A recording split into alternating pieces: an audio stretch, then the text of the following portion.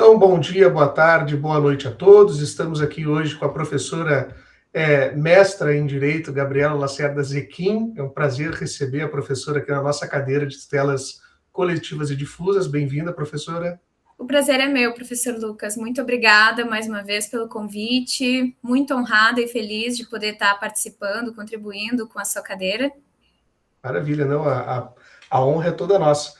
E a professora Gabriela, turma, veio falar conosco numa aula especial, então, assíncrona, né? Mas com certeza ela vai disponibilizar aí uma forma de contato no final, porque nós somos assim, né? Nós não conseguimos nos sustentar só com a aula, para que a gente possa conversar e continuar evoluindo num tema que é tão importante, né? Que é o tema dos sistemas de proteção ambiental.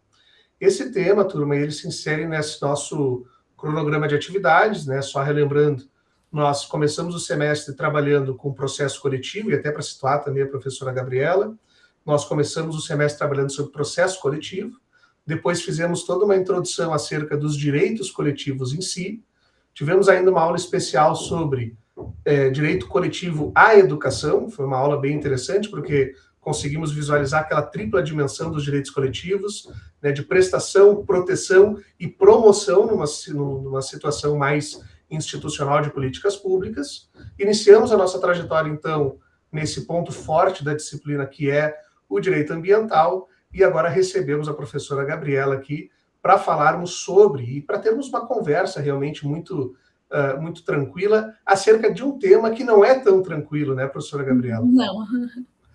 Porque esse é um tema que, e a gente vai traçar alguns paralelos muito modernos hoje, inclusive notícias desse mês de maio, aqui na região metropolitana, que fazem com que nós tenhamos que pensar e repensar esse tema, que já foi decidido em algumas instâncias legislativas ano passado, e que parece que agora a gente ainda vai ter que rediscutir nos próximos tempos. Então, seja muito bem-vinda, professora Gabriela.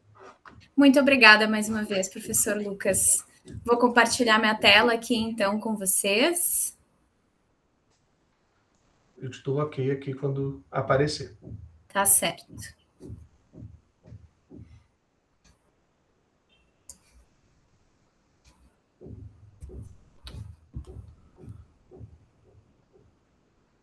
E só enquanto aparece, né, turma, lembrar aqui, já está na tela aqui a Lei Geral do Licenciamento Ambiental, só para relembrá-los que quando nós estamos falando, né, sobre esse tema do direito ambiental, estamos falando de um direito, e também é a minha matriz teórica que tenho também notícias, né, de que é a da professora Gabriela, porque conheço também um pouco do trabalho da professora Gabriela, que é um direito de matriz constitucional ambiental. Não qualquer direito ambiental, é um direito ambiental brasileiro, de matriz constitucional.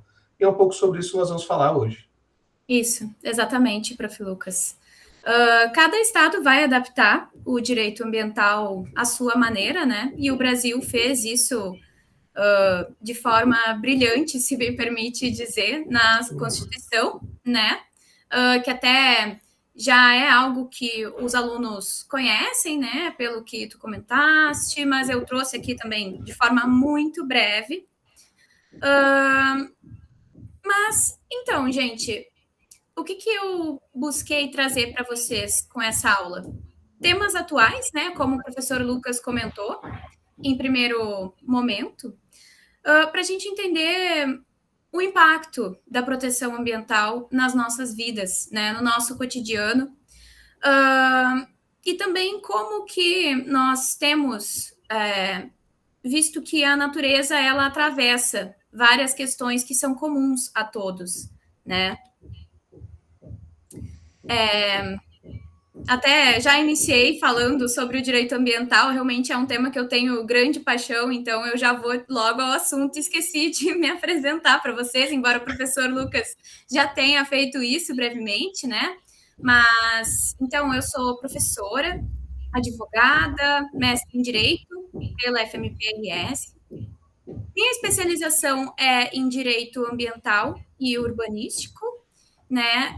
Eu fui servidora pública no Ministério Público aqui do Rio Grande do Sul durante 3 anos, e onde trabalhei diretamente na defesa do meio ambiente, né? Só que, atualmente, eu atuo muito com o direito do consumidor, o direito civil, o direito contratual, né? Além das questões ambientais. Mas então, pessoal, sobre a lei ambiental brasileira, né? Como que nós podemos explorar o meio ambiente, então, de forma sustentável? É o que a lei brasileira tenta nos responder, né?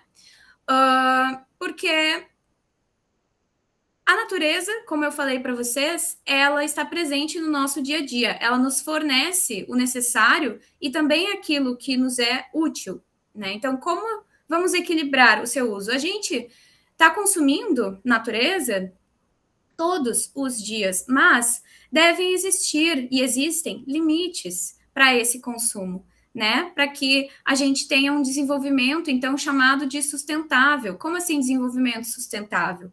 Um desenvolvimento que seja ambientalmente equilibrado, que seja socialmente justo e também economicamente viável, né?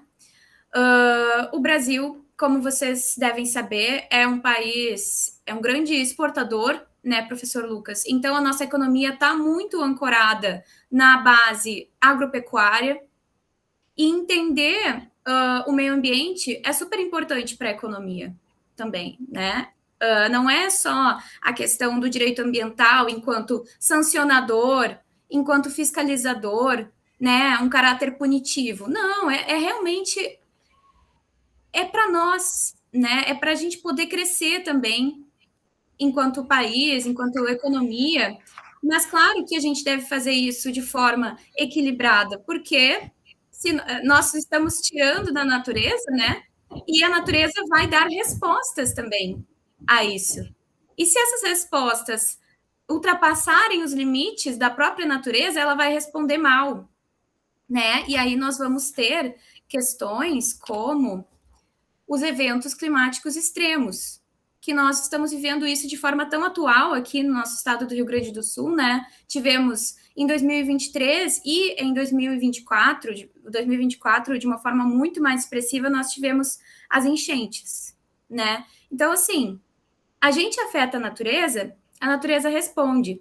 Como a gente pode entender esses fenômenos? O direito ambiental vai ajudar nisso, porque quando nós respeitamos alguns critérios de proteção a esse meio ambiente, a essa natureza, a natureza responde de forma positiva e a natureza também nos protege, né? Então, depois nós vamos ver as áreas de preservação permanente. Por exemplo, nós temos que respeitar ali uma faixa de distância quando temos um rio ou um lago, né? Nós não podemos construir ali numa faixa de distância mínima que o Código Florestal vai trazer, porque existe uma função ali.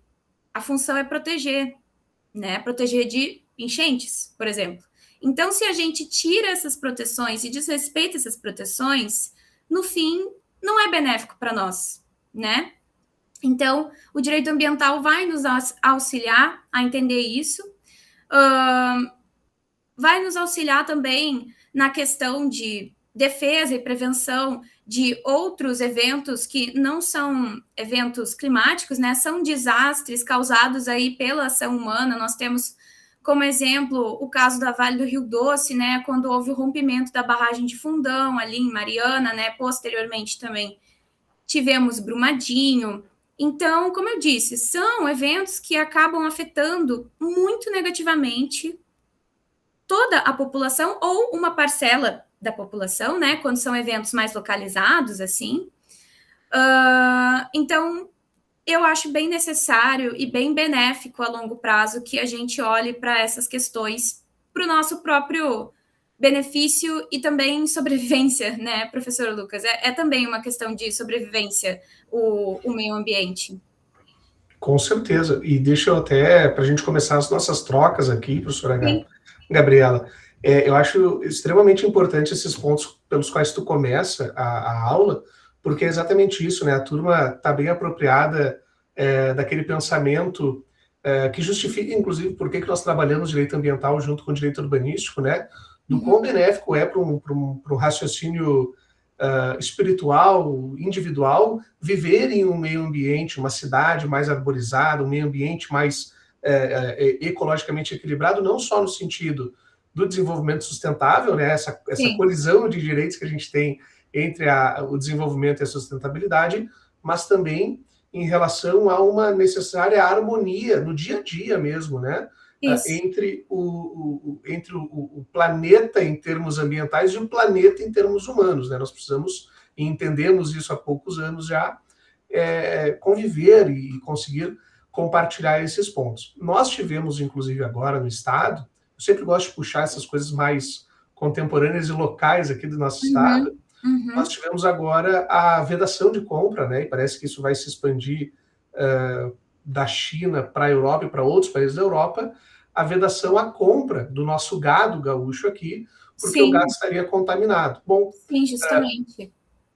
Então, isso é um problema econômico, é um problema comercial, é um problema internacional, mas a origem é uma origem sanitário-ambiental. Né? Então, essa dimensão do direito ambiental, que muitas vezes a turma, claro que não está fazendo a disciplina, que não está se importando com essas questões, muitas vezes passa ao largo, pensa que direito ambiental é só multa ambiental, é só poda de árvore, né? Na verdade, quando a gente fala de direito ambiental, a gente está falando de todo um microsistema ambiental de proteção aos direitos e de construção também de uma nação de direitos, né? Então, eu acho que isso é bem interessante, a forma como tu estrutura isso, mais do que justificada a importância do tema, né?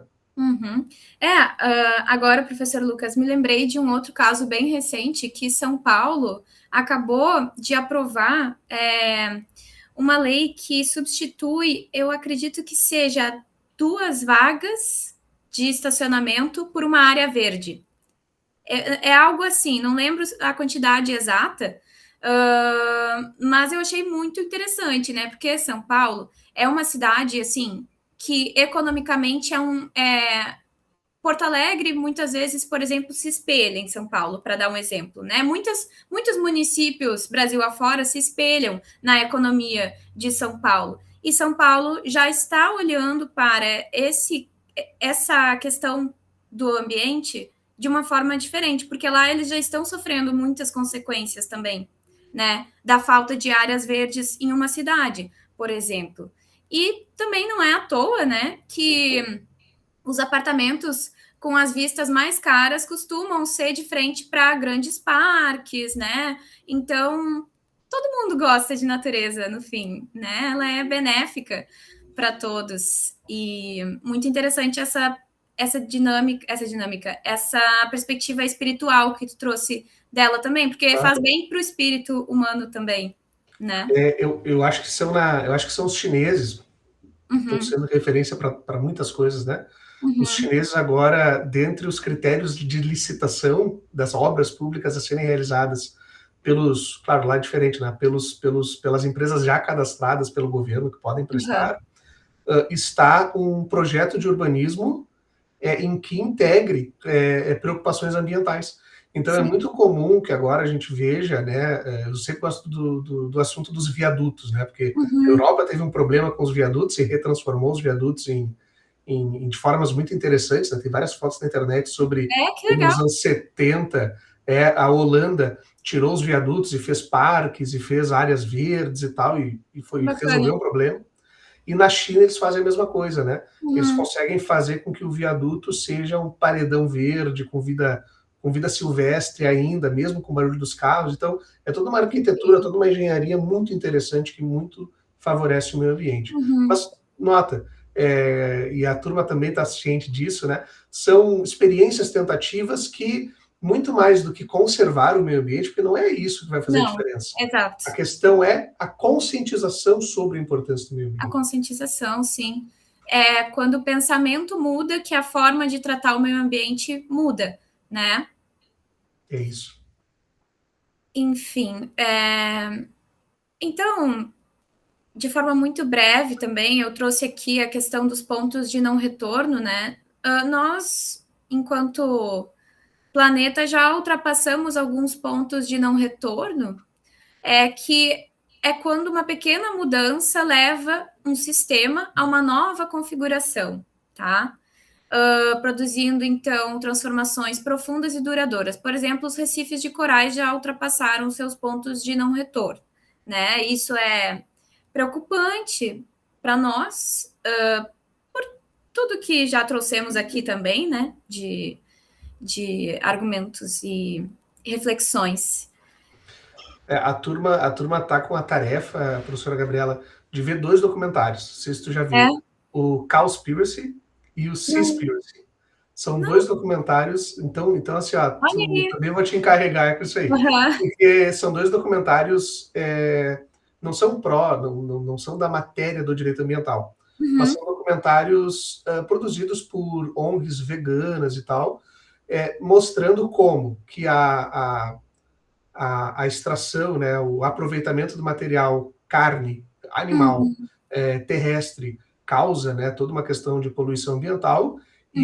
e aí tu já fica chocado, e aí eles falam também sobre um pouco da questão de saúde pessoal da pessoa que consumiu o alimento, Sim.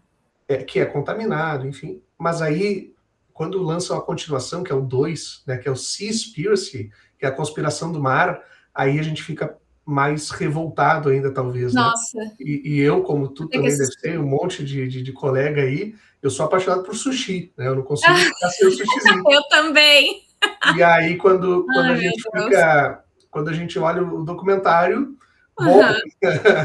acho que eu vou ficar sem um salmãozinho por enquanto, né? Fazer aquela coisa. Mas, assim, mais do que tudo, mostra exatamente a.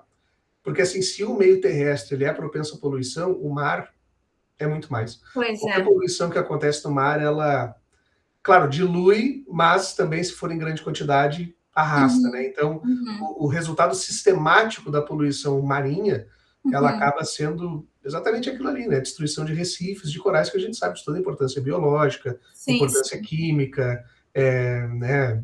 Enfim, de oxigenação do mundo.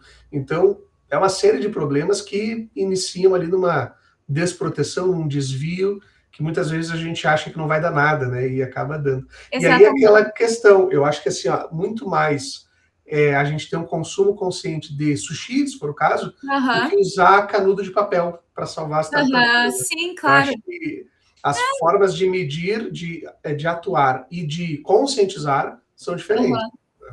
Sim, essa questão da conscientização do consumo dá muito pano para manga, né, professor Lucas? Acho que a gente poderia fazer uma aula só sobre isso Só sobre e com isso. certeza ainda não esgotaria o tema, né? Porque causa uma angústia, né? Isso tem um nome, ansiedade climática.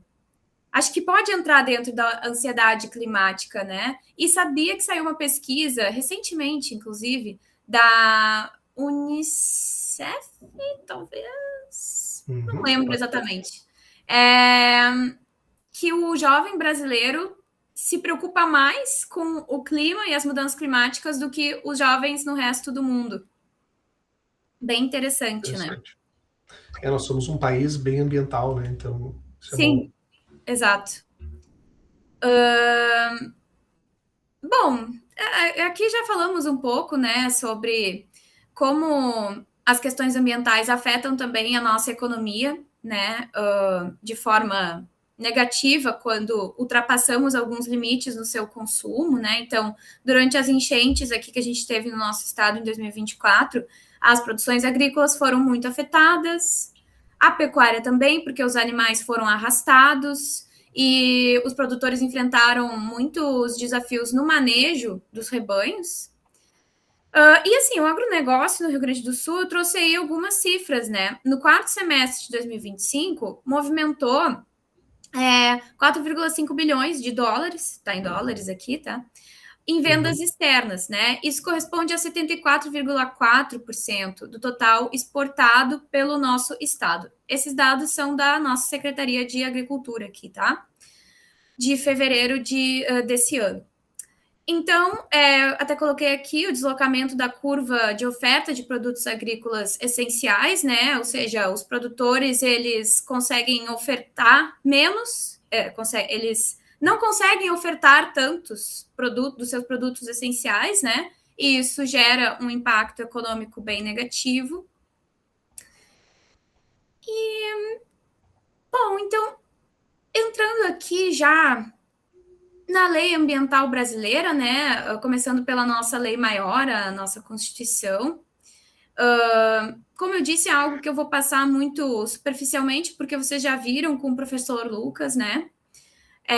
Mas a nossa Constituição resolveu, então, tutelar o meio ambiente de uma forma bem especial. Foi muito, inclusive, replicada mundo afora, né, professor Lucas? A forma como o Brasil tratou esse tema e foi, inclusive, pioneiro. Então, a partir ali da Constituição, a gente tem todo um regramento ambiental brasileiro, que é principalmente o que eu vou ver com vocês hoje. Eu vou mostrar para vocês a lei do SNUC, que criou o Sistema Nacional das Unidades de Conservação. O nosso Código Florestal, que até há pouco tempo, acho que posso dizer que era o nosso maior regramento federal em direito ambiental. Mas tivemos, no final do ano passado, o surgimento da Lei Geral do Licenciamento Ambiental. Eu coloquei nova entre parênteses ali, porque muitas pessoas estão chamando nova Lei do Licenciamento Ambiental. Só que não existia uma lei antes, né? Então, na verdade, falar que é nova é um pouco equivocado, mas, enfim, é porque trouxe uma nova perspectiva mesmo para o licenciamento ambiental brasileiro, porque antes a gente tinha resoluções do CONAM e nós tínhamos legislação estadual, né? Ficava muito a critério ali de cada estado como que iria ocorrer o processo de licenciamento. O processo de licenciamento aqui, pessoal, é assim, as autorizações que as pessoas precisam ter para exercer certas atividades, né? Porque tem algumas atividades que vão impactar o meio ambiente. E se vão impactar o meio ambiente, elas precisam primeiro passar por uma análise. E essa análise, que é feita pelos órgãos ambientais, é o licenciamento. Depois nós vamos ver isso de forma mais aprofundada quando eu trouxer a lei do licenciamento ambiental, tá? Mas então, primeiro, a lei do SNUC, né, que é ali do ano de 2000, ela buscou regulamentar alguns incisos do artigo, do primeiro parágrafo do artigo que protege o meio ambiente na nossa Constituição, que é o 225, tá? Não vou ficar lendo aqui com vocês, me demorando no conteúdo, né? Mas, basicamente, o que essa lei fez foi instituir, como eu falei para vocês, o Sistema Nacional das Unidades de Conservação da Natureza. Ou seja, ela criou áreas que ganharam proteção especial, tá? Alguns espaços foram entendidos como que necessitavam de uma proteção especial mesmo, regida por lei, né? E assim ela criou esses locais que são chamados de unidades de conservação, tá? O que ela buscou com isso?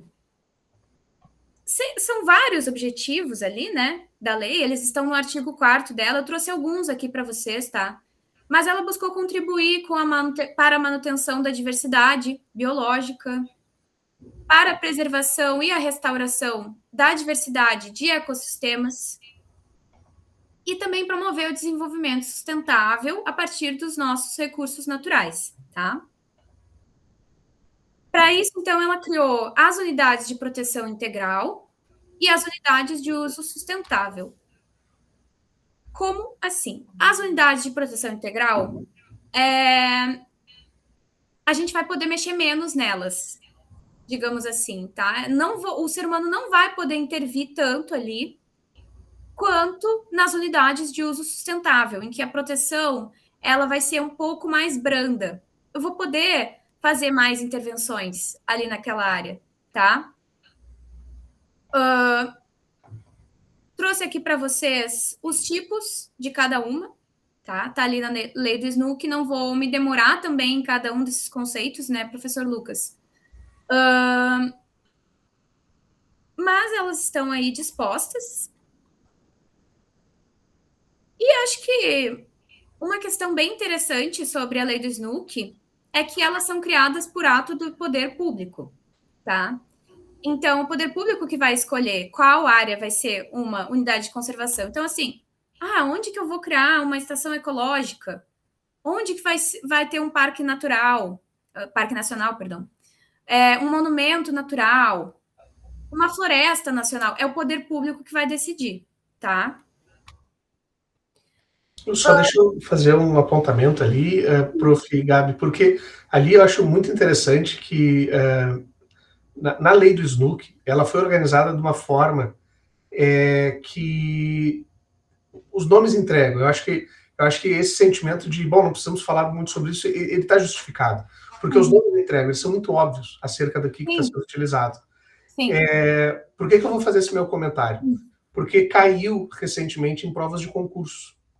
O que muitas vezes não está no material da legislação foi cobrado. E aí, é claro, é aquilo que a gente gosta como professor de ressaltar, né? Sim. Que existem certos caminhos interpretativos que deveriam ser questionados em provas, que seriam provas inteligentes, e que muitas vezes não são. Bom, dessa vez foi, né? Então aqui vale o destaque. Porque quando a gente faz a diferença entre as unidades de proteção integral, quer dizer, uso restrito, né, sobre o solo, sobre os potenciais hídricos, sobre qualquer um dos recursos naturais, né? Aqui a gente não tem o que falar, né, porque nós estamos realmente sob uma área de proteção integral, então nós não podemos reivindicar quaisquer interesses que não sejam de conservação. Sim. Já as unidades de uso sustentável, elas foram pensadas para que possa, e essa era a questão, para que possa existir um compartilhamento entre atividades e interesses.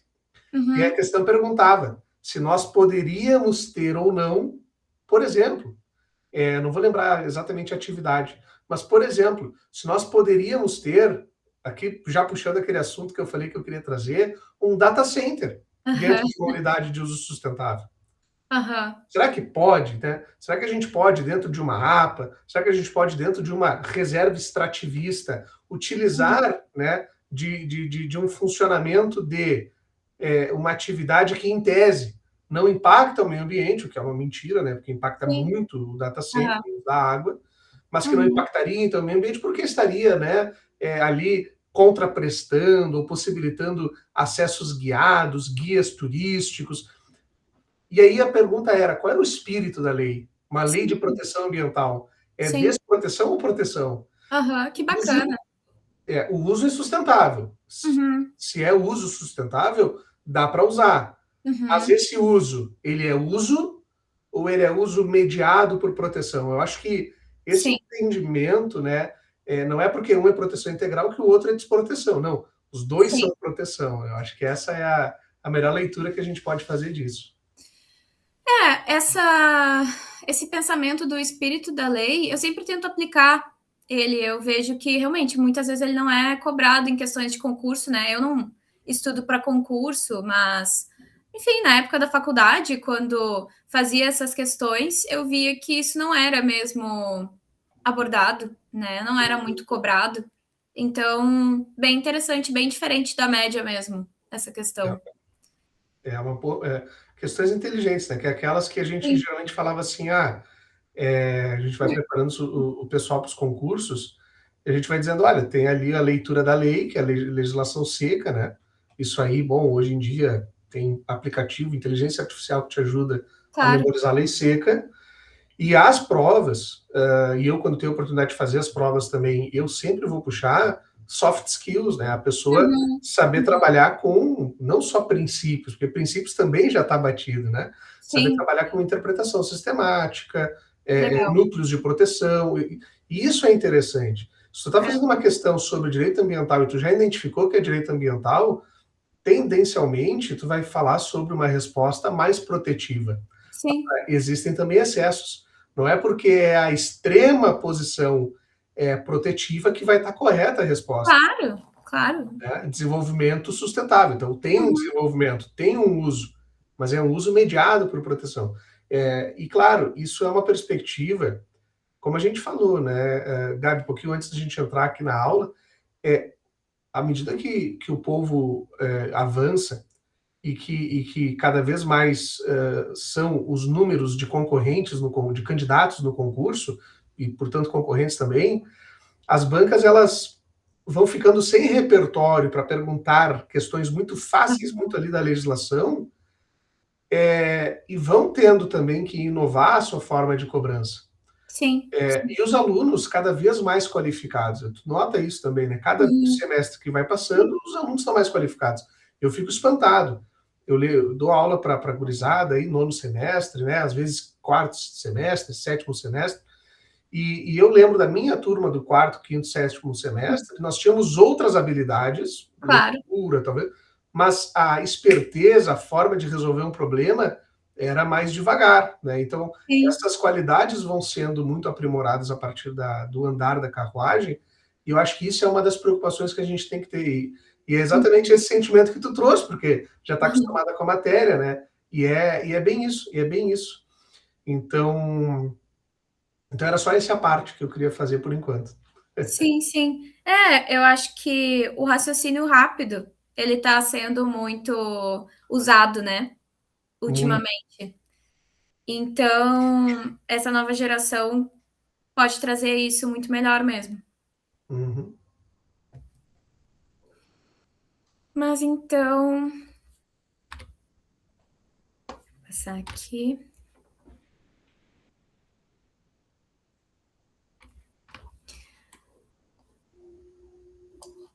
Um outro ponto que eu achei interessante também de trazer é que, embora vai ser o poder público que vai escolher onde que ele vai criar uma unidade de conservação, por que que ele vai criar essa unidade de conservação, isso tem que seguir um rito, né? Então, assim, a criação dessa unidade, ela tem que ser precedida de estudos técnicos e de consulta pública.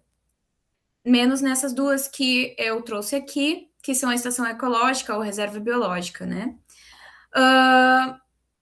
Mas nas outras vai precisar dessa consulta pública e desses estudos que permitam identificar a localização, a dimensão e os limites mais adequados para a unidade. Então, eu achei interessante porque aí tem uma participação popular, né? E,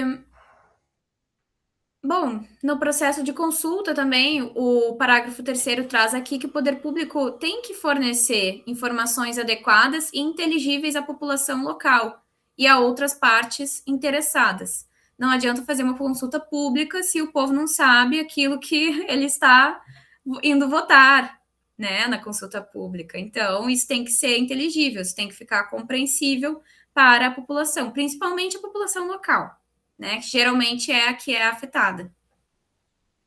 Nós tivemos um descompasso agora essa semana em relação ali ao porto do Arroio do Sal. Não sei se tu acompanhou isso. Não.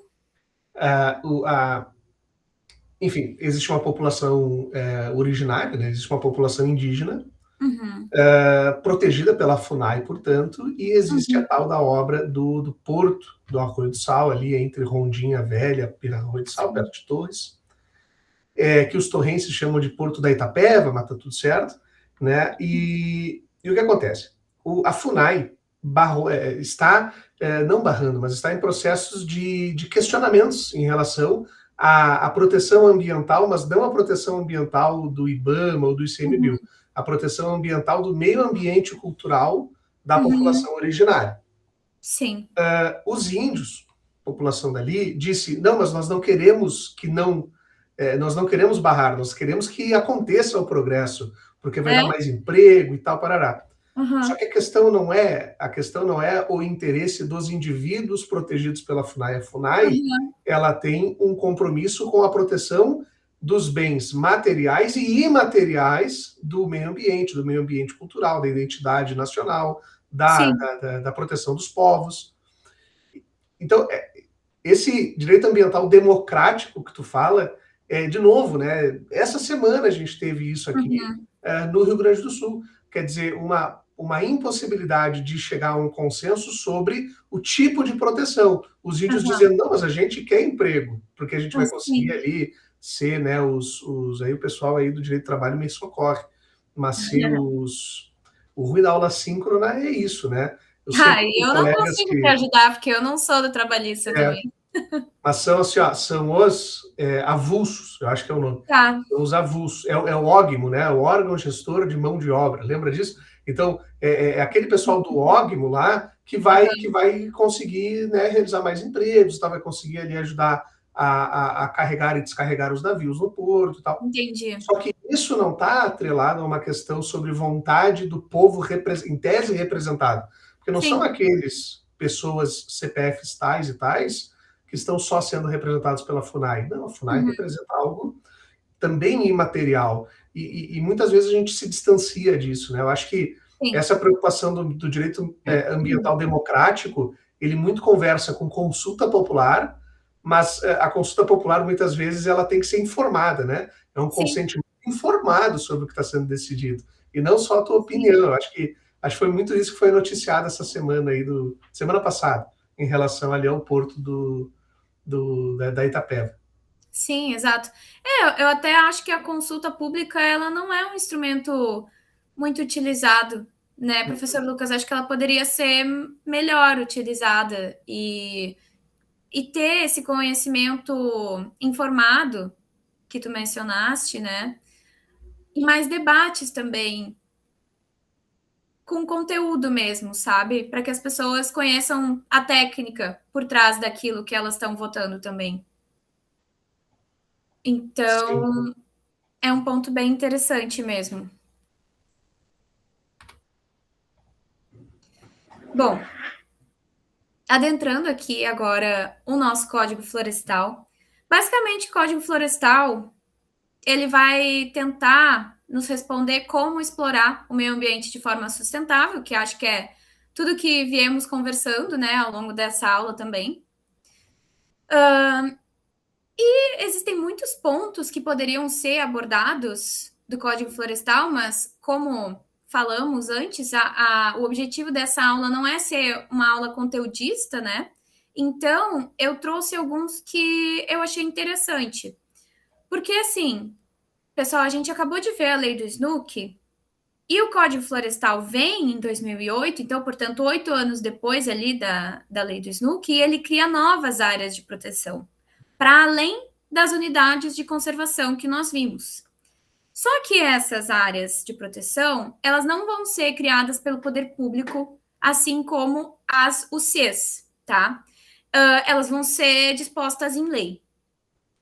Então, quais foram essas novas áreas de proteção criadas pelo Código Florestal? A primeira delas é a área de preservação permanente, que é a APP. Eu acho que vocês, sendo estudantes do nono semestre, com certeza já ouviram falar de APP em algum momento. Eu acho que a APP é a área protegida mais comentada, assim. Então, o Código Florestal, que trouxe ela, né? E vai ser uma área protegida, mas a gente vai poder fazer intervenções nela, né? Até mais do que outras unidades de conservação.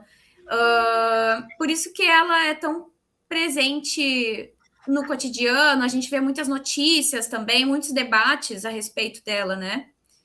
Então, ela é uma área protegida, como eu falei para vocês. Ela pode ser coberta ou não por vegetação nativa. Vegetação nativa é a vegetação que já estava ali antes, né? Acho importante fazer essa ressalva.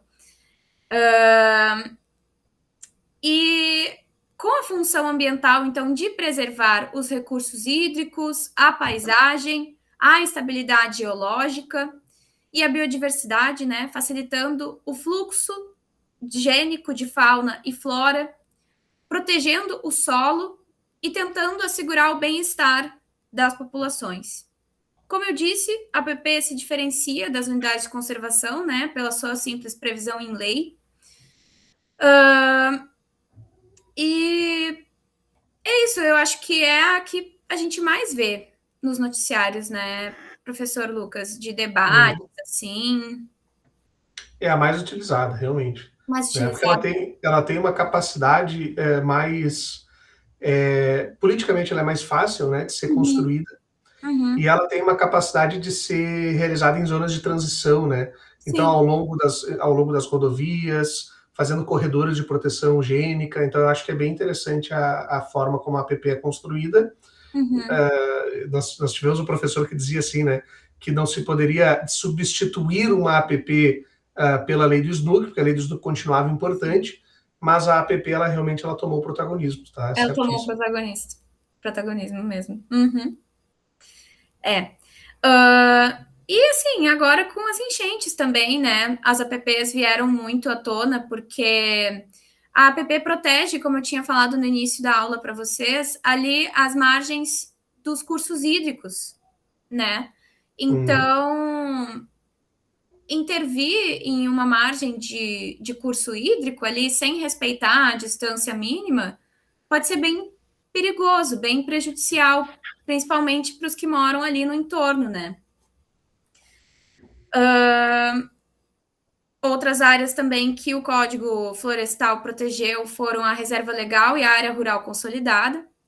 A reserva legal é uma área que o proprietário ou possuidor, enfim, de uma área rural, ele tem que manter na sua propriedade, né? Então, um produtor rural, ele vai ter ali a sua produção dentro da sua área, mas ele vai ter que reservar um pedacinho daquela área dele para a área de reserva legal, tá? Então, ali ele não vai poder mexer. Por que ela existe? Para assegurar o uso econômico de modo sustentável dos recursos naturais ali do imóvel rural, né? Auxiliando a conservação e a reabilitação dos processos ecológicos e promover a conservação da biodiversidade, né? E ser abrigo também para a proteção de fauna silvestre e flora nativa. Isso também é sempre muito comentado, porque é uma área muito importante de ser preservada, só que tu tá tirando ali uma parte da produção daquele produtor, né? Então, por exemplo, uma vez em uma consulta, né, um cliente me perguntou assim, tá, mas a área é minha, né? Eu não posso mexer ali, isso vai afetar muito negativamente a minha produção, né? Então, como é que faz? Aí eu vou ter que pedir uma licença, como é que eu vou fazer? Ele estava completamente perdido, né? Eu vejo muito isso, que muitas vezes as pessoas desmatam ou causam impactos negativos no meio ambiente, também muito por desconhecimento, e porque o sustento delas depende daquilo, né? Então, informar essas pessoas é um trabalho bem necessário. É um trabalho de educação ambiental, é Educação extremamente necessário. ambiental, E exatamente. acho que agora a gente vai ter um reforço dessas áreas de compensação, né? Tanto dentro das cidades, nas novas edificações, quanto no meio rural mais ainda, né? Porque antes era assim, a gente tinha que ter uma dimensão de proteção de mata nativa e poderia realizar, então, as monoculturas de maneira geral. Agora, pelos estudos que estão sendo feitos, os resultados catastróficos da monocultura têm sido tantos que estão estudando a possibilidade de, primeiro, né? Vamos lá com aquelas dimensões do Norberto Bobbio, né? Primeiro, promover uma possibilidade das pessoas entenderem e receberem premiações acerca da possibilidade de realizarem, né, mais de uma cultura misturada ali, parará, o que impacta claramente na questão da colheita, né? Porque tu não tem como colher coisas diferentes ao mesmo tempo, então demandaria um trabalho muito maior, estratosfericamente maior. Mas, né, tu realiza uma conservação ambiental. Então, pelo menos tu fazer campos em que isso está ali dividido, né? Tu tem um local para produção de soja, tem outro para produção, enfim, de milho, né? Existem todo um estudo de quais são as biodiversidades ali que são compatíveis, perto uma da outra e tal. Então, esse é um tipo de estudos que a gente tem há muitas décadas, mas a dimensão política da proteção ambiental ela não foi capaz de implementar isso, né? Então, claro, uma coisa é eu, né, sonho comprar uma chacrinha e fazer lá um jardim, né, de produção de autossustento. Mas e aí E aí ter ali, né, ter um milho, ter um morango, parará, beleza. Mas a questão é outra, a questão é na produção extensiva. Isso é um sonho quase inalcançável, porque isso vai bater de frente com a questão do desenvolvimento.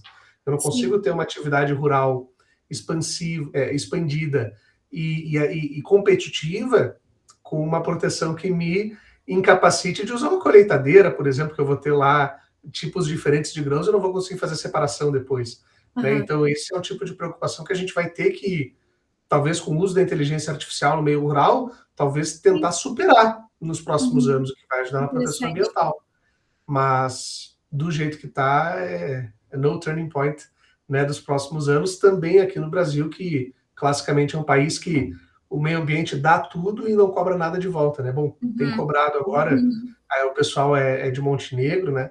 Uhum. Ali eles sabem bem, né, o quanto o agro, é, perdão, o quanto o meio ambiente ele dá, mas ele também cobra. Ali tem muita Uhum. plantação de arroz Uhum. e teve muito problema com desvios de rotas de irrigação do arroz, Uhum. que foram sendo desassoreadas e foram, então, contribuindo para aquele episódio triste, né, da enchente de 2024. Sim. Então, ali, o pessoal tá bem familiarizado com esse tema, infelizmente. Sim, que pena. É que aí, professor Lucas, a gente entra de novo na questão do consumo, que a Uhum, gente falou um pouco ali no início da aula, né? Porque, assim, o consumo, ele não tem limites, né? uhum, Deveria ter. No campo do dever ser, ele tem limites, mas na prática, atualmente, é muita gente consumindo ao mesmo tempo. Isso, eu não tenho certeza desse dado, tá? Mas, se não me falha a memória, 2/3 da comida produzida, assim, também em restaurantes e tal, acaba indo fora, tá? Mas eu não tenho certeza mesmo desse dado. Eu vou tentar até trazer, de repente, no final da aula, se der tempo, o vídeo que eu assisti no YouTube que falava sobre isso, que foi bem interessante. Mas, enfim, muita comida vai fora, né? E esse é uhum, só um dos exemplos de consumismo. A gente tem o exemplo das fast fashion também, né? As comprinhas na Shein e tal, essas grandes lojas de varejo. A moda muda muito rápido e as roupas continuam ali sendo produzidas a todo vapor. E é claro que as pessoas que produzem, elas têm que se adaptar a esse mercado altamente competitivo, né? Porque e da mesma forma os produtores rurais, porque senão eles não vendem em larga escala, eles não vão competir com outros que estão vendendo em larga escala. E isso vai uhum. afetar eles, a vida deles, né? A renda deles. Então, é uma equação muito difícil mesmo de equilibrar. Tu tá certíssima. Eu sou. Quando começou, é sempre aquela coisa, troquei de ideia, que bom. Quando começou, eu amava crédito de carbono. Eu achei assim, vai Aham. resolver todos os problemas que a gente tem em relação à poluição vão ser resolvidos com crédito de carbono. Logo em seguida começou aquela coisa do NFC, do metaverso e tal. Eu digo, Sim. perfeito, vou fazer crédito de carbono de árvore no metaverso, né? Tranquilo. Ideias que floparam. E aí qual é a questão? A questão é, qual é o problema? No Brasil, nós somos celeiro, nós somos país produtor, país plantador. E isso é um grande problema, porque nós Uhum. poluímos Uhum. aqui para que outros possam poluir lá. Sim. E esse é o grande problema. Na verdade, o crédito de carbono ele justifica a poluição nos dois lugares. Uhum. Né? Então, assim, ele impede o crescimento econômico em locais já consolidados como subdesenvolvidos, como a África, como países Uhum. africanos, países latino-americanos. Aqui, ele substitui uma cadeia econômica, talvez, por uma outra cadeia de mercado especulativo, Sim, sim, e total. ele não barra a poluição, ao contrário. Uhum. Ele Uhum. faz com que haja toda uma outra indústria da produção dos créditos de Uma carbono em indústria. relação Sim, exatamente. e lá, na Europa, nos Estados Unidos, no Japão, o pessoal continua poluindo e compra, e agora polui verde, né? Porque compra ali produtos greenwash, né? Que fazem Isso. crédito, Aham. E compensação, manda o lixo também para os outros países, né? que fazem camisa com garrafa PET, e Uhum. assim, a gente vai, né? A gente vai piorando a condição do planeta. essa coisa do fast fashion aí que tu falou, eu sou um cara que eu não gosto de trocar de celular, sabe? Eu não gosto de trocar nada, assim. Eu tenho as coisas, assim, eu sou... Bom, né, eu sou do livro de papel, eu sou dessa coisa mais antiga. Sim. E aí é muito isso. Eu fui trocar meu celular agora, e eu digo, mas não pode, tá novo, né? E aí eu perguntei pro cara da loja o que eu faço com ele, porque faz horas que eu não trocava celular. O cara, não, tu descarta. Eu digo, como descarta? Joga no lixo e descarta. Não, E eu não assim, na minha acredito nisso. cabeça, de alguém que cresceu aprendendo sobre onde vai a pilha, né, Aham. o azeite, assim, né, Não. eu escutei aquilo e eu assim, cara, tu és um cara que trabalha com celular, então pelo Sim, menos tu deveria conhecer né, o sim. mundo dos celulares. Se tu tá me dizendo que tem que jogar no lixo, eu fico pensando, de modo que o meu tá numa gaveta e vai ficar durante uns anos, porque eu não sei o Aham. que eu Não faço vou com ele resolver esse mesmo. teu problema, Lucas. Já te conto. Pode terminar. É, eu imagino quantas pessoas fazem isso, ou ele diz que é para fazer isso, que é o correto, né? Sim, Então, claro. Ele passa a informação errada ali, né, para um monte de gente. isso aí é uma questão sistemática que, assim, eu e tu somos, assim, conhecedores da área, a gente pensa que não, todo mundo tem consciência ambiental. E, na Uhum. verdade, é o contrário, né? As pessoas Sim, parecem que, em relação a isso, a questão ambiental parece que involuem, né, em relação à proteção. Qual é a sim. solução que tu tem? A solução é a seguinte: a gente tem um projeto interessantíssimo de logística reversa de eletroeletrônicos, ou seja, eletrodomésticos e também eletrônicos. Por exemplo, o celular. Porque dentro do celular tem um monte de coisa que pode Muita ser coisa. reutilizada. Tem metais ali dentro, né? Tem Uhum. coisas que são valiosas para o mercado para fazer mais eletrônicos ou outras coisas, enfim. No Ministério Público, por exemplo, a gente tem um ponto de coleta de eletroeletrônicos, tá? Então, existem outros pontos aqui na cidade de Porto Alegre, mas em muitos municípios gaúchos já tem esses pontos de coleta também em prefeituras, escolas, sei lá, postos de saúde. Isso é um projeto do Ministério Público em parceria com o estado do Rio Grande do Sul. Eu acompanhei isso enquanto fui servidora ali, né, no CAOMA, e a gente conseguiu levar esses pontos de coleta para muitos municípios gaúchos que não tinham. Então, esse é o projeto. O projeto é para Eu sei. ampliar o recolhimento desses tipos de resíduos, né, que vão virar novos produtos. A gente ampliou para o estado todo, tá? Uhum. Então, existe isso, e enfim, uma coisa interessante desse projeto também é que quem desmonta os aparelhos são apenados da PECAM e do Madre Legal. Pelletier e algumas outras penitenciárias também, acho que é Caxias, não lembro exatamente, mas o projeto segue sempre se ampliando, né? Então, cada vez Uhum. mais penitenciárias vão entrar. Então, é interessante. E isso gera renda para os apenados Claro. também.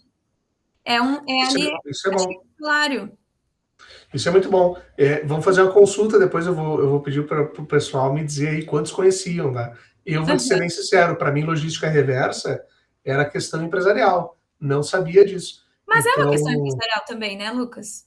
não, sim, eu digo Total. exclusivamente empresarial. É Sim, aham. excelente que o poder público tenha esses pontos de coleta. Mas vou Aham. te ser bem sincero, não conhecia e não sabia onde teria. Sim. Eu fui no, por exemplo, pilha, eu sei que no Zafre, que eu vou, tem um ponto de Aham. coleta. Mas é só pilha, Sim. né? Então, mas enfim, mas esse tipo de coisa é bom porque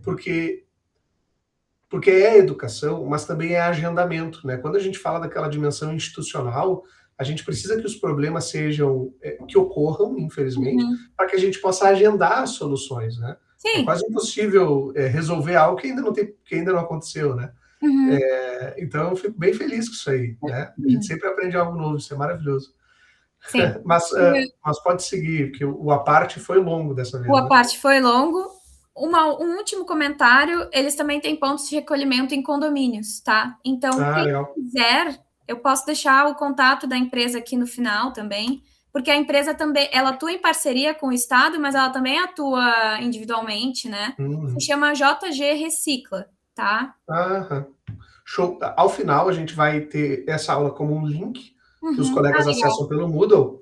E aí, então, vai ter o link da nossa aula, do nosso vídeo, e vai ter link ali do material textual, artigo que a gente vai sugerir também para a leitura, para complementar a leitura a partir da Sim. perspectiva da professora Gabriela. E a gente coloca esses materiais todos aí, o vídeo, aquele que tu queria passar, a gente coloca tudo para o Que pessoal bom, acompanhar beleza. depois. Beleza, então tá. Seguindo aqui.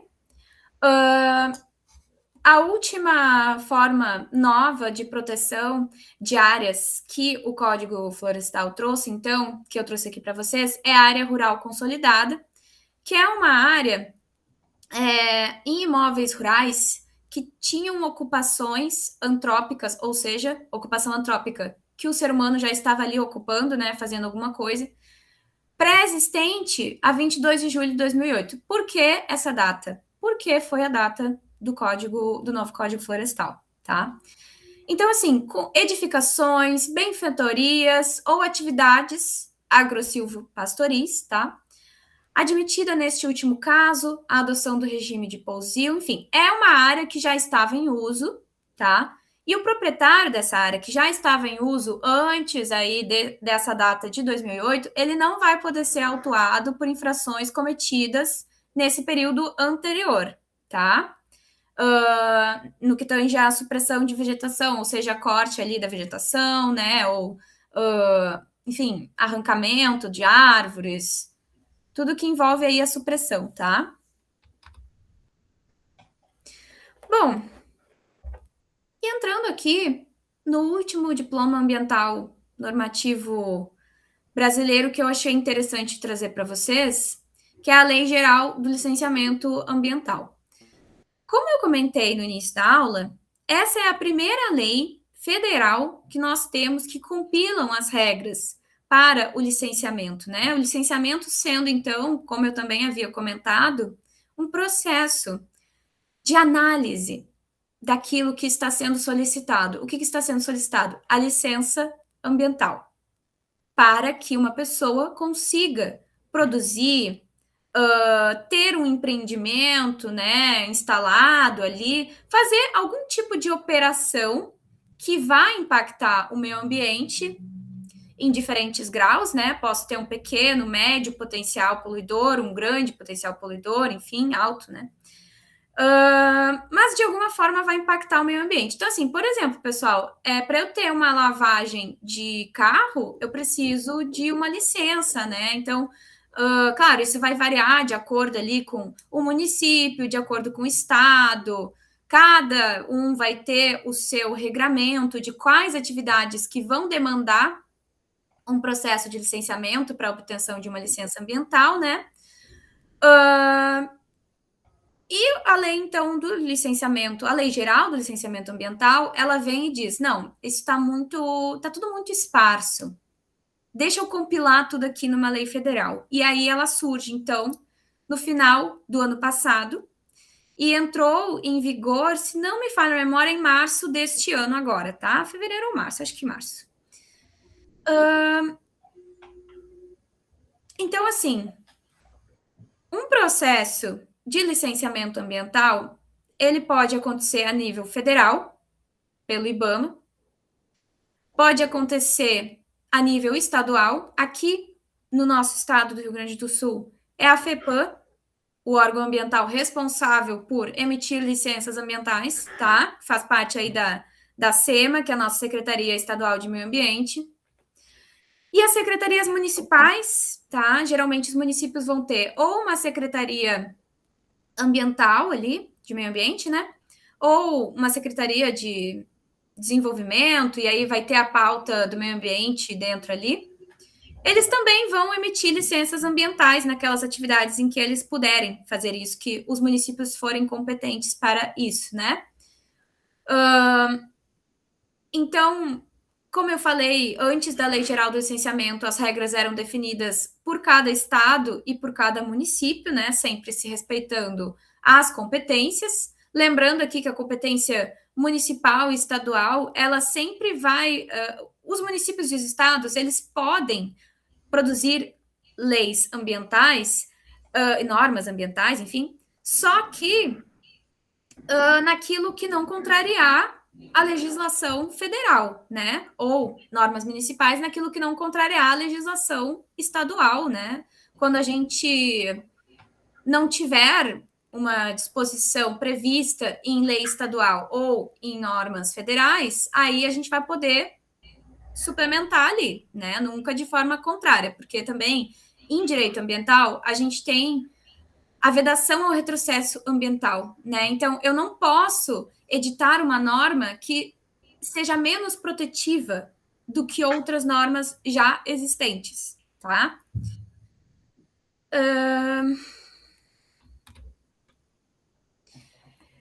E assim, são muitas as mudanças que a Lei Geral do Licenciamento trouxe.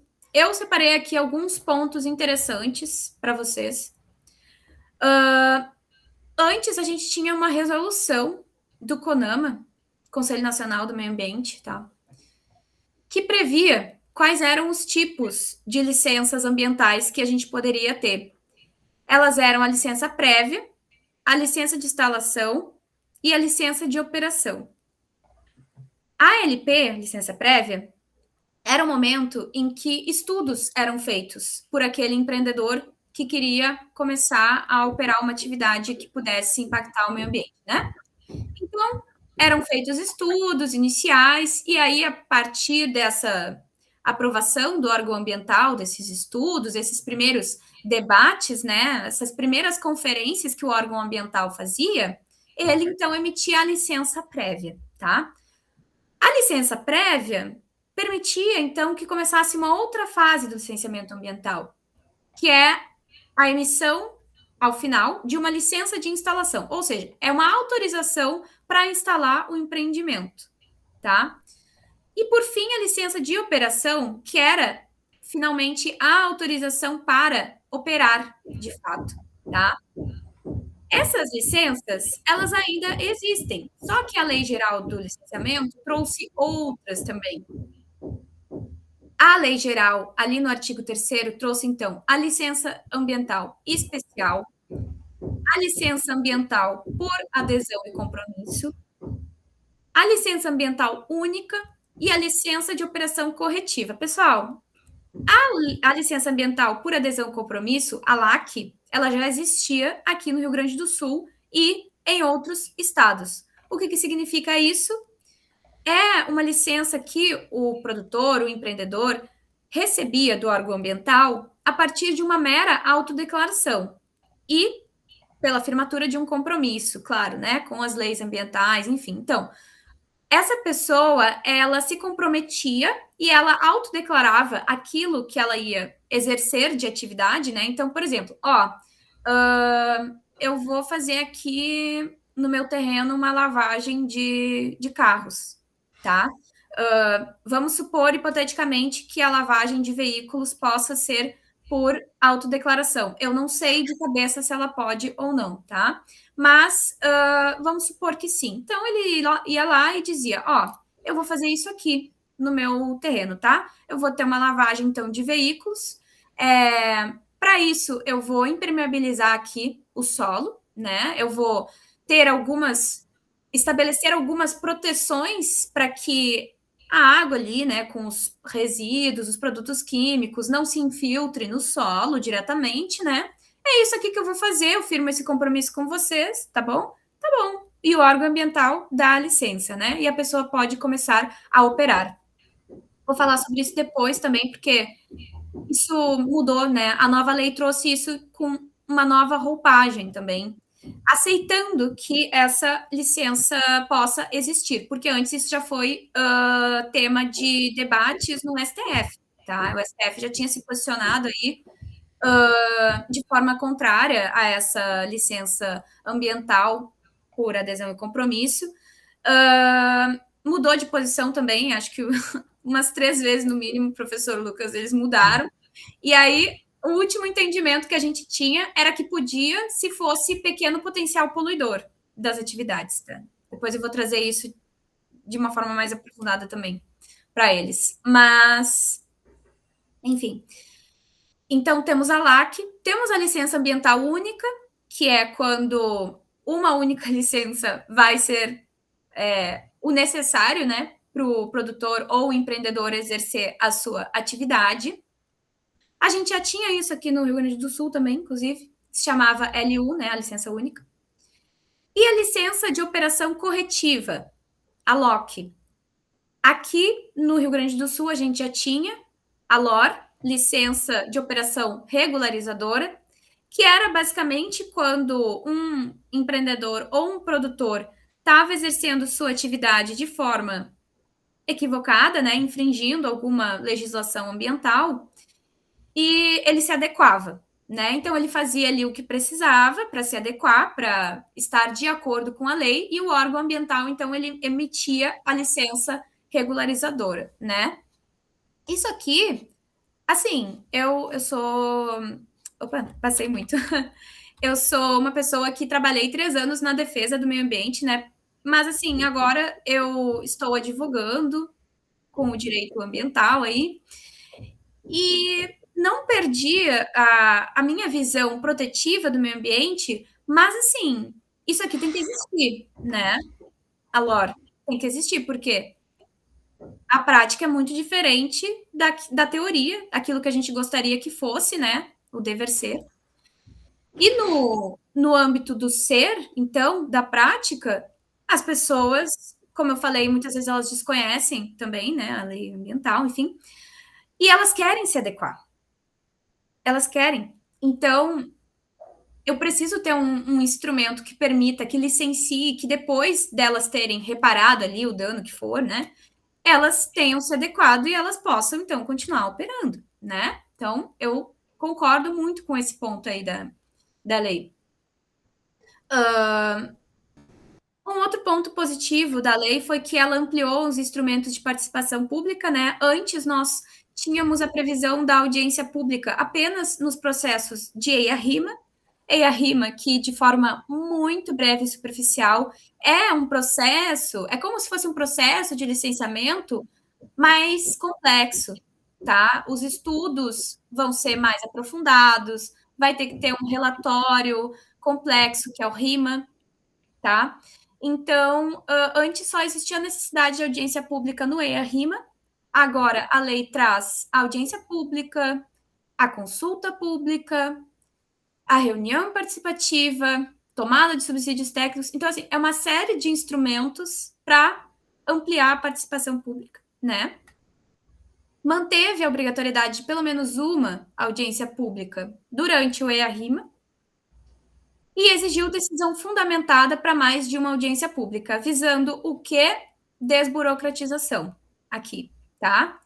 Na minha visão, isso pode ser positivo? Sim, isso pode ser positivo. Desburocratização é positiva, mas a gente tem que equilibrar sempre, né? Tu deve ter sentido muito isso, né, professora Gabriela, quando fez a transição entre o setor público e a advocacia, né? Sim. Acho bem interessante quando tu diz isso, que tu mantém o sentimento de que isso é necessário, mas a gente sabe que muitas vezes os clientes querem, né, enfim, já chegou cliente para mim com laudo pronto, com EIA-RIMA pronto, né? Então, assim, existe uma forma, né, de nós atendermos a essas demandas e harmonizarmos muitas vezes o que o cliente quer com o que o direito exige, né? Eu Exatamente. acho que essa transição deve ter sido especialmente um momento bom para reflexão, né, pessoal teu, porque é muito isso, né? Tu sai do órgão exigidor para aquele que é exigido, né? Então, Sim. acho que essa transição deve ter sido algo pitoresco, né, dentro da tua vida. Mas por que é isso, né? Existe uma pressão muito grande dos órgãos e existe uma pressão muito grande dos clientes em relação ao andamento dos processos ambientais, né? Claro. E a É que gente sabe que assim, muitas vezes demora porque tem que demorar, porque estão sendo feitos estudos, os estudos claro. demoram. Mas, e depois, esse é um outro ponto positivo da lei que eu vou trazer, que ela trouxe prazos para os processos de licenciamento. Então, assim, é para demorar menos, né, a partir de agora. Mas, antes disso, eu queria só comentar muito rapidamente essa minha transição. É que o que acontece? Eu sou uma pessoa que eu gosto de ensinar, né? Então, eu gosto de sentar com o cliente e fazer também o meu papel enquanto advogada, também é explicar para ele a lei. Claro. Por quê? Senão, depois quem pode ser sancionado é ele, né? Então, atuar de forma preventiva é interessante. E eu tô aqui para auxiliar, né? Eu sempre falo exatamente, ó, se fizer isso, corre o risco de ser sancionado dessa forma. Corre o risco de ser processado criminalmente, corre o risco de ter que pagar uma multa, de ter que fazer um projeto para recuperar a área. Eu explico, né? Então, e claro, né? Existem muitos caminhos também para defesas, com certeza. Mas se a gente puder prevenir, na minha Não, é perspectiva, isso. é É isso. melhor. Para quem quer crescer, é o melhor, né? E o pior tipo de situação para um empreendedor é o dano ambiental. O Sim. cara cometeu um dano ambiental, tá ralado pessoalmente na Uhum. PJ, né? E Exato. aí, é o que tu falou, né? É aquela frase lá que o custo do remédio, não, que o custo da prevenção é muito menor do que o custo do remédio, Sim, né? sim, Então, sim. assim, investir, às vezes, no compliance ambiental parece algo Uhum. assim, não precisa, né? Uhum. Lá na frente, mais caro, né? Então, É, eu exato. acho que, eu acho que essa é uma mentalidade que a gente está finalmente ganhando, assim, no meio empresarial. É, acho que sim, que bom, né? Então, enfim, falei aqui do EIA-RIMA com vocês, né? Como eu disse antes, foi previsto o licenciamento simplificado sobre a forma da LAC. Não, acho que o licenciamento simplificado, não sei se eu tinha comentado.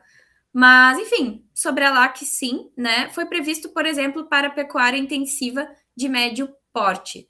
Antes, como eu comentei que o STF entendia que era apenas para pequeno potencial poluidor, agora não, agora pode também para algumas atividades de médio porte. Isso é bem significativo. Na minha perspectiva, isso é sim preocupante, né? A gente tem que falar os pontos positivos da lei, mas a gente também deve pontuar aquilo com o que a gente se preocupa, né? Porque é aquilo que eu falei no início da aula. Depois isso pode ter um efeito rebote justamente para quem está produzindo ali, né? Então, temos que estar atentos. Uhum. Um ponto super positivo da lei foi, então, que ela trouxe prazos para o licenciamento, que eu tinha comentado com vocês antes. O processo de licenciamento ambiental, ele vai durar, então, de 10 a 12 meses. Isso vai... de 10 a 12, perdão. De 3 a 12 meses, tá? Varia conforme o tipo de licença. Só que o parágrafo 1º traz: os prazos estipulados no caput podem ser alterados em casos específicos, desde que formalmente solicitado pelo empreendedor e haja a concordância da autoridade licenciadora, tá? Então, o órgão ambiental ele pode alterar isso, né? Mas devem haver alguns parâmetros para tanto. Assim, isso é positivo, né? Claro que às vezes pode representar uma simplificação demasiada, mas, mas acredito que algum tipo de prazo a gente tinha que ter, né, professor? Porque realmente às vezes era uma demora muito injustificada e a gente Não é via isso.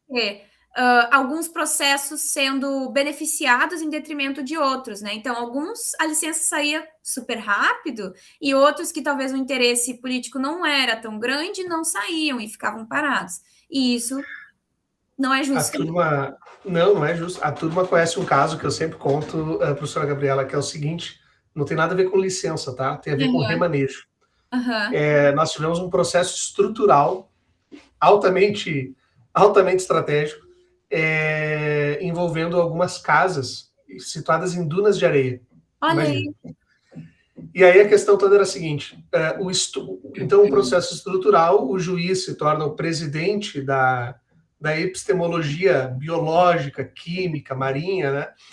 E aí toda quarta-feira, 2 da tarde, das 2 às 4 da tarde, mas às vezes ia mais, nós tínhamos uma audiência de acompanhamento dos estudos técnicos. Uhum. E aí o pessoal sabe que eu passei várias quartas-feiras escutando sobre moluscos, sabe, que viviam na região das dunas e tal. Então, e esse estudo sobre os moluscos e claro, as outras populações, né, biologicamente interessantes ali das dunas de areia aqui do litoral sul gaúcho, demorou 1 ano e meio para ser concluído. E nós acompanhávamos prontamente, infelizmente, semana a semana, né, aquele acompanhamento. Foi algo engrandecedor? Não. em termos jurídicos, não. Né?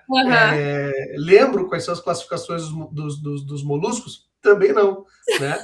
Mas foi muito interessante ter visto e acompanhado um processo estrutural nesse porte, acabei atuando em alguns, mas esse em específico, que na verdade eram 3 municípios diferentes, a mesma juíza e o mesmo perito, né, do IBAMA, que fazia o acompanhamento.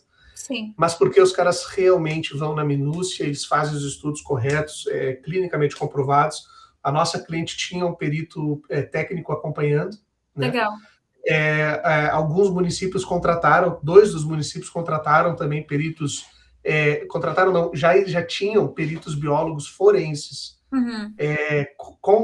concursados, que acompanhavam o feito, e algumas ONGs também mandaram biólogos assim para acompanhar. Então foi super bacana, sabe? Super bacana assim a construção rígida, séria do estudo. Nota, esse processo ele começou em 2012. Sim. Ele ainda não foi concluído em relação... Então, égide do antigo CPC. Ainda não foi concluído em relação à remoção das pessoas que moravam nas dunas de areia. Né? Lucas, não me é estranho isso. Agora que tu falou que está tramitando há muitos anos, não me é estranho, sabe? Esse é um processo famoso ali. Sim. Sim. Que a gente, claro, por questões aqui de YouTube, publicidade, a gente não entra. Mas depois no off a gente fala. Porque esse é um processo muito importante dentro da construção de um imaginário sobre proteção ambiental gaúcha, mas o bom é que ele é levado a sério. Só que, claro, remoção, né? Mesma coisa licenciar certas atividades podem gerar efeitos catastróficos sistematicamente, porque a gente não consegue imaginar quando que isso vai poder ser revertido, né? Sim, sim. Nós tivemos eu vou mudar aqui, tá? Por conta também da publicidade. Nós tivemos um cliente que ele operou com uma licença dada a partir de um estudo que foi errado. E aí o estudo era sobre a continuidade de um tonel, vou mudar, sei lá, de algum solvente químico. Tá? Tira, era outra coisa. E esse solvente químico tinha uma fissura no tanque, um tanque enorme, que pingava no solo. Sim. Só que o tanque era tão grande que o pingo era tão lá central que ninguém via. E tinham camadas, tá? Que ninguém via.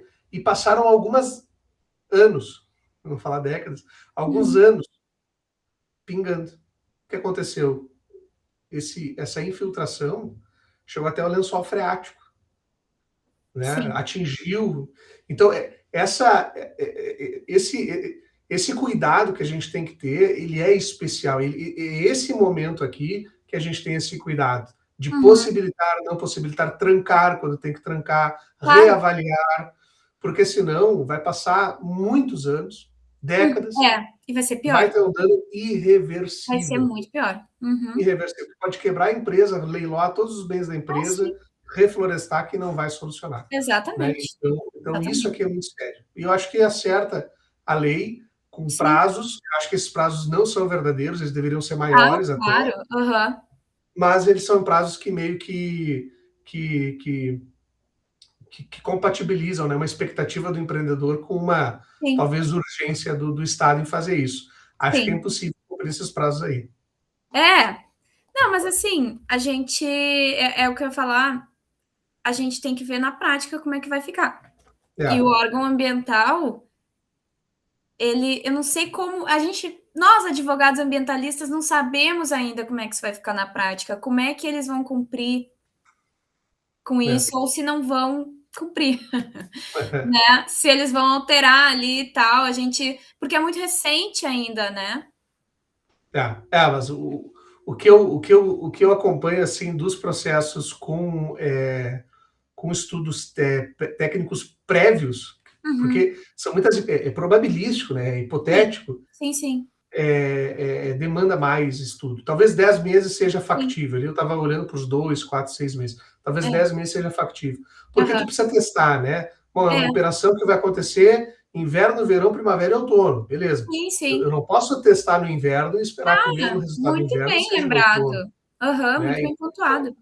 Então, eu acho que esse tipo de modulação ele também necessita um certo prazo para ser testado.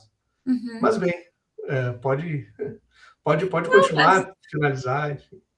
então, é isso, pessoal. Gostaria muito de agradecer mais uma vez o professor Lucas pela oportunidade e pela troca. Muito legal essa aula, porque a gente conseguiu fazer várias trocas interessantíssimas. Inclusive, ficaria muito mais tempo aqui falando. Não, e E a ideia foi essa. disposição. Não, desculpa, pode continuar. Não, não, é isso também. Eu Não, que... e é isso, e a gente agradece muito a professora Gabriela Zequim aí, né, o @adv.gabrielazequim, para quem quiser continuar conversando com a Gabriela. E-mail dá também, mas a gente, né, sabe que o pessoal gosta mais do Instagram. Sim, aham. Eu, da minha parte, assim, eu realmente acho que foi muito frutífero e não é um trocadilho ambiental, né? Essa nossa troca de hoje, porque exatamente, né? Eu acho que a ideia de te trazer aqui é aproximar o pessoal de alguém que trabalhou dentro das operações, né, de manejo protetivas do Estado. Porque Sim, a partir do momento que tu vai para a advocacia, tu também leva essa experiência, né? A experiência que claro. muitos dos Uhum. advogados porque advogado ambiental empresarial, ele é o cara que, por virtude, protege o meio ambiente, mas por profissão, Sim, né, vai descobrindo formas de tornar mais eficiente a proteção. claro. E a eficiência da proteção nem sempre é a proteção que se necessita integralmente, né? É uma Uhum. proteção eficiente, quer dizer, cumpre o seu papel, mas talvez poderia ser mais protetivo ainda. Sim, Então, sim. é uma maneira polida, né, de falar. Então, eu acho que esse acerto, né, em relação a terminologias, em relação a pautas, em relação a sentimentos, acho que é o futuro, assim, em relação a essa temática do direito ambiental, e é o futuro em relação à temática dos sistemas de proteção ambiental. Porque Sim. muito mais do que jurisdição constitucional, que também daria outra aula, né? A gente trabalhar só com as hipóteses do Supremo sobre Ah, jurisdição sim, com certeza. ambiental, essa parte aqui, política ambiental, eu acho que é importantíssima de ser trabalhada, e a gente teve uma brilhante aula aí com a professora Gabriela. Então, da Ah, te parte agradeço, aqui da Lucas. Unisc, da turma, eu agradeço muitíssimo, professora Muito Gabriela. obrigada.